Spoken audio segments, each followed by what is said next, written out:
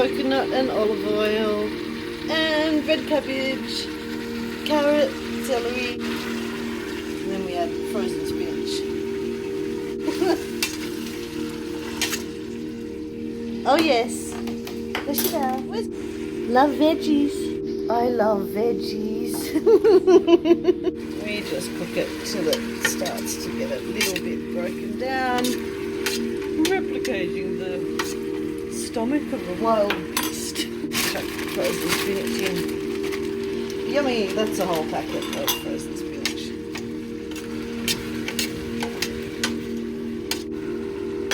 Part 1 on the way. Oh, it's boiled down, or not boiled, cooked down a little bit. And we're going to add chopped up apples with water in them, just to make them last a bit. And they've obviously got their pips taken out, or their seeds or whatever. The other thing, see how that spinach is really stringy? Once this has cooked down, I don't know, probably all up 10 minutes it only takes to cook all this. Once that's cooked down, we put it through the little bar mix to make sure that there's no stringy bits that are going to get yucky in doggies' tummies. Alright, I'm going to pause this so I can give it a really good stir.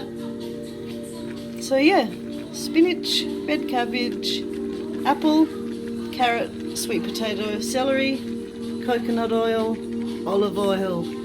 Not there yet. Almost. And so that's the coconut oil we use. That's a little one. Normally we get a huge one. Extra virgin olive oil. Then later on we'll put all these in. Broccoli powder, chlorella, turmeric, kelp powder, which is amazing, and kale powder. And then just cooking in these two right now. Yum, and the whole house smells beautiful, like coconut oil. This is how it's looking. Come on camera, you can do it. Like a really yummy sort of vegetable stew. Turned off now. And it's cooked down to the point where the spinach has broken up. So I've just put in about, it's almost melted now, about half a cup of the coconut oil. Taken it off the heat, and now I just let that soak in. Well, it's still hot, or actually usually when it's cooking, I will add 2 tablespoons of turmeric. This is a small spoon of mine, the messy kitchen. I'm trying to hold I know I'm putting 3 in, but this is a small spoon. So a bunch of turmeric while it's hot. Oh yeah, gosh, that smells nice. When that's cooled down a bit, we will put in all that stuff we were talking about. Broccoli, chlorella, kelp, and kale. See you in a minute. Well, my feet will see you in a minute. And Coda and Yoshi will see you in a minute. Who's this? Napoleon. We'll see you in a minute. Okay, back to the food. Just to show you, that's an apple. So it's cooked, so it's sort of soft but still a little bit firm. And things like carrot or sweet potato, they're soft but not falling apart and swishy.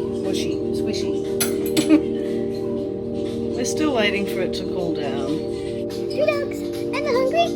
They love the veggies and they love it. Oh yes, it's taking forever. It's still warm. Gee, it smells yummy. It doesn't probably look that appetizing, but it smells good. Next step will be to just bar mix all that up so that the spinach is not stringy, although it doesn't, like that sort of long string. We don't want that in our dog's guts.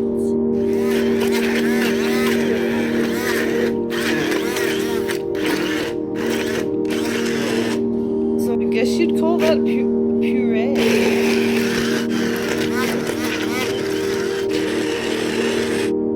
Alright, so I put in, I'm just going to put it in this little container. Usually I'll just put a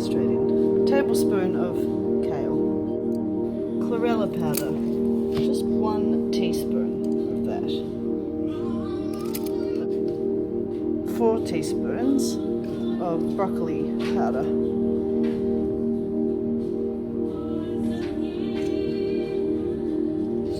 Okay, so that's broccoli powder. And the final green ingredient, kelp. 2 tablespoons of kelp powder. Right, so in there is kelp, kale, broccoli, and chlorella. The mixture is not cold, it's just warm. Oh, that puffed, I wouldn't normally do it like that.